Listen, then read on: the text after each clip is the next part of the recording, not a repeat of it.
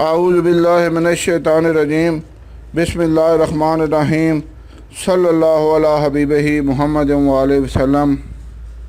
السلام علیکم ورحمۃ اللہ وبرکاتہ۔ اللہ تعالیٰ سے دعا ہے کہ آپ حضرات خیریت سے ہوں۔ آج کا موضوع ہے منہ کے چھالے یا منہ کا پک جانا۔ آج کا موضوع اس لحاظ سے بہت اہم ہے کہ سینکڑوں افراد اس مرض میں مبتلا ہیں اور مناسب علاج کا پتہ نہ ہونے کی وجہ سے بڑی ہی تکلیف دہ زندگی گزار رہے ہیں۔ میں آج آپ کو اس مرض کے ہونے کی وجوہات اور علاج بتاؤں گا۔ سب سے پہلے ہمارے چینل کو سبسکرائب اور لائک کریں، گھنٹی کا بٹن دبائیں تاکہ ہماری آنے والی ہر ویڈیو آپ کو بآسانی مل سکے، اور شیئر کریں تاکہ دوسرے لوگ بھی فائدہ اٹھائیں اور آپ کے لیے صدقہ جاریہ بنے۔ مضمون پر آنے سے پہلے تمام مسلمان مرد و خواتین سے گزارش ہے کہ نماز پنجگانہ کی ادائیگی ضرور کریں، اور جو نمازی حضرات ہیں ان سے گزارش ہے کہ نماز کے اندر رکوع اور سجدہ اہتمام سے ادا کریں، پوری تسلی کے ساتھ، کیونکہ اس کے لیے حضور نبی کریم صلی اللہ علیہ وسلم کا ارشاد پاک کا مفہوم ہے کہ رکوع اور سجدہ جلدی جلدی ادا کرنے والا نماز کا چور ہے۔ اللہ ہمیں حضور صلی اللہ علیہ وسلم کے ارشادات پر عمل کرنے کی توفیق عطا فرمائے۔ منہ کے چھالے منہ کے اندر مسوڑوں پر، لبوں کی اندرونی سائڈ پر، اوپر یا نیچے، اور زبان کے نیچے، منہ کے شروع یا آخر کے حصے میں، غرض منہ کے اندر کہیں بھی ہو سکتے ہیں۔ یہ اکثر اوقات گول شکل کے ہوتے ہیں اور ایک ایک کر کے مختلف جگہوں پر یا ایک جگہ پر اکٹھے بھی ہو سکتے ہیں۔ اس مرض میں مریض بڑی تکلیف دہ صورتحال میں ہوتا ہے۔ گھر والے یا دوست احباب تو اس مرض کو مریض کے لیے کوئی خاص تکلیف دہ نہیں سمجھتے، لیکن اصل صورتحال تو صرف مریض کو ہی پتہ ہوتی ہے کہ وہ کس جان لیوا صورتحال میں مبتلا ہے۔ اس مرض میں نہ تو کچھ کھایا جا سکتا ہے، نہ ہی کوئی گرم یا نیم گرم مشروب ہی پیا جا سکتا ہے۔ زیادہ عرصہ اس مرض میں مبتلا رہنے کی وجہ سے کھانا نہ کھا سکنے کے باعث مریض بہت کمزور ہو جاتا ہے۔ اب آتے ہیں اس مرض کی وجوہات کی طرف۔ منہ کی اندرونی جلد کسی بھی وجہ سے اگر متاثر ہوگی تو منہ کے چھالے پیدا ہوں گے۔ اگر آپ نے کوئی دانتوں کا علاج وغیرہ کروایا ہے تو اس دوران کوئی نوکدار چیز چبھنے سے منہ کی جلد متاثر ہو سکتی ہے، اور کچھ لوگ مسواک یا ٹوتھ برش کو بہت رف استعمال کرتے ہیں تو اس وجہ سے بھی منہ زخمی ہو سکتا ہے۔ کچھ کھاتے ہوئے یا بات کرتے ہوئے اچانک بے خیالی میں منہ کی جلد دانتوں میں آ کر زخمی ہو جائے تو یہ بھی ایک وجہ ہے۔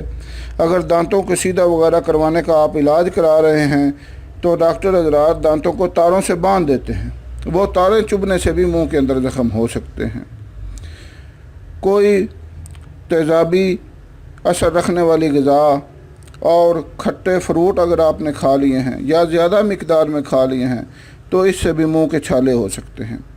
کئی خواتین میں پیریڈز یعنی مینسز کے دوران منہ کے چھالے دیکھے گئے ہیں، کیونکہ اکثر خواتین کے جسم کا مزاج مینسز کے دوران تبدیل ہو جاتا ہے۔ اگر آپ بے خوابی کا شکار ہیں، یعنی کسی بھی وجہ سے آپ نیند پوری نہیں لے رہے، یعنی 6 سے 8 گھنٹے، تو منہ پکنے کی ایک وجہ یہ بھی ہو سکتی ہے۔